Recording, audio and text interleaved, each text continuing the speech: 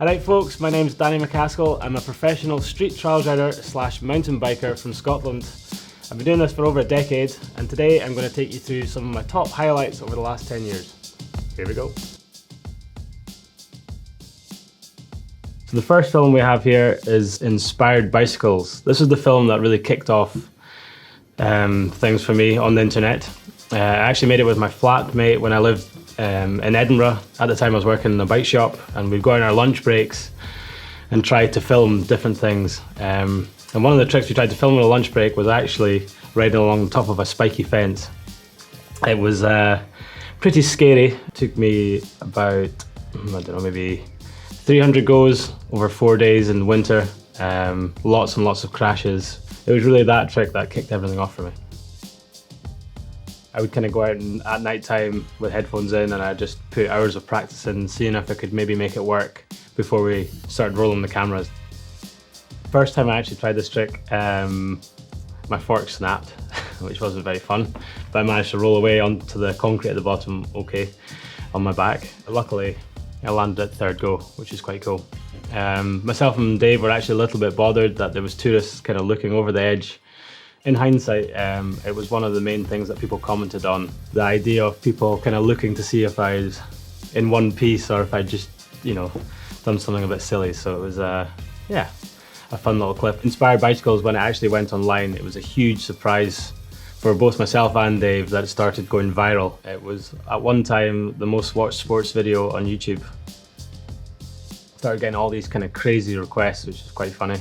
One of the kind of crazier ones was that Ellen DeGeneres wanted me to go over to Chicago to dress up as her and do some street riding around the place. But at the time, I had no idea who Ellen DeGeneres was, so I of course turned it down, and I don't know if I'd do it today even, So our next clip here is the way back home.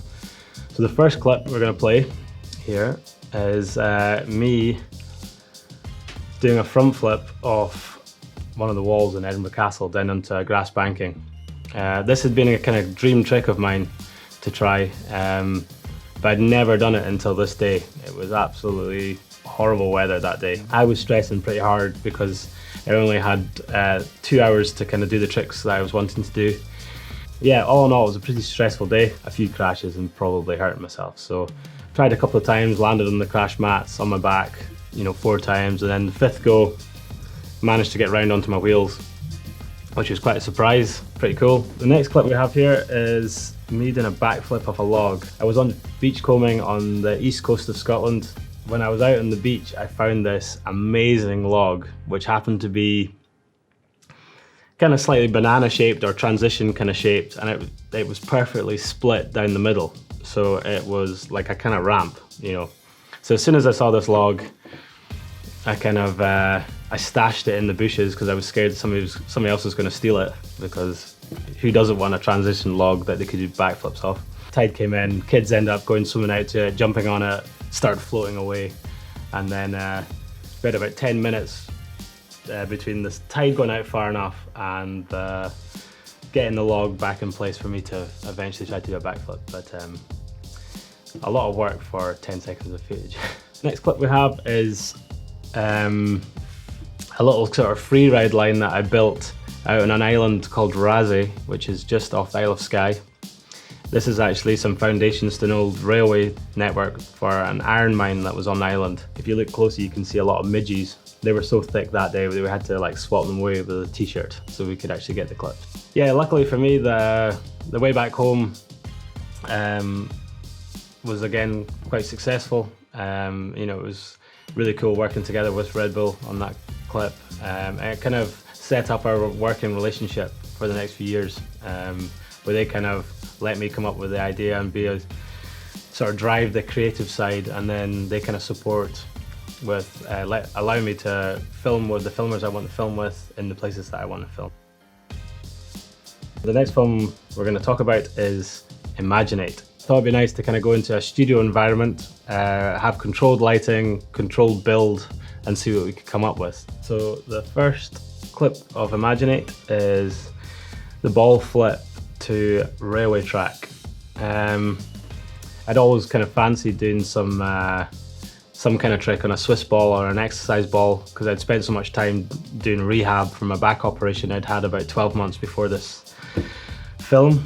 We basically started filming this clip at about 9 in the morning, and we didn't stop filming until about 5 in the afternoon, and about 400 goes later. So that was definitely a very difficult trick to do. Borderline almost impossible, but if you try it enough times, then eventually you'll fluke it. So that's what we did. Next clip we have here is me doing a opposite 360 backflip onto the railway platform. That was definitely one of the harder tricks that I did for Imaginate, and the one that I had some of the worst crashes on. One of which I did a 360 backflip and landed flat on my back on a concrete platform. Definitely knocked the wind out of my sails, but tough day at work. Here we are at the final sequence in Imaginate. This is a line where I come back flipping out of a vent. The loop was one of the first things that we built in the hall. And if you go on the internet and search for other people trying to ride loop-the-loops, you'll find that they all go horribly wrong. And even, you know, riders like Matt Hoffman or Tony Hawk or whoever else, it doesn't matter who you watch, anybody that rides a loop-the-loop, they're probably having some kind of horrible crash out the side of it. But once I started getting the hang of the loop-the-loop, we kind of moved the airbag further and further out, to the point where eventually we took it out. And the first time I tried it without the airbag, kind of went round it and realised that it's actually quite relaxing. There's absolutely zero effort required to go around it. You just go in at a certain speed, maybe tense your legs a little bit so you don't sit in the back tire, but it's just like being on the ground. You just get held in by the centrifugal force and then come out the other end, you know, like a champ. So once we kind of got the hang of the loop-the-loop, we had the Red Bull F1 car delivered. The idea was I was going to put it at the end of this sort of sequence. We had a big wooden wedge built up, which was meant to look like a kind of kid's building block. And I'd never done this trick before. Again, I tried it onto mats a little bit just to avoid unnecessary injury. And then once I kind of got the hang of it, we put the car in place and then, yeah, did the whole sequence. So the next film we have is The Wee Day Out. The film starts off with me on a steam railway train. I'd always had this dream of trying to do some kind of gap out onto the second railway track. It's pretty much all I think about whenever I'm still at the railway tracks is how I would jump my bike between the different ones. One of the biggest challenges was trying to land, not only land on the railing, but it was trying to look like it was casual and trying to get past the camera. You know, I'd land on the railing, probably 1 in 5 goes, but then, you know, I'd be coming at the camera with one leg going all over the shop. And that's the same for all the films. The idea is that we kind of keep going over and over again, try to make it look as easy as possible. There we have it.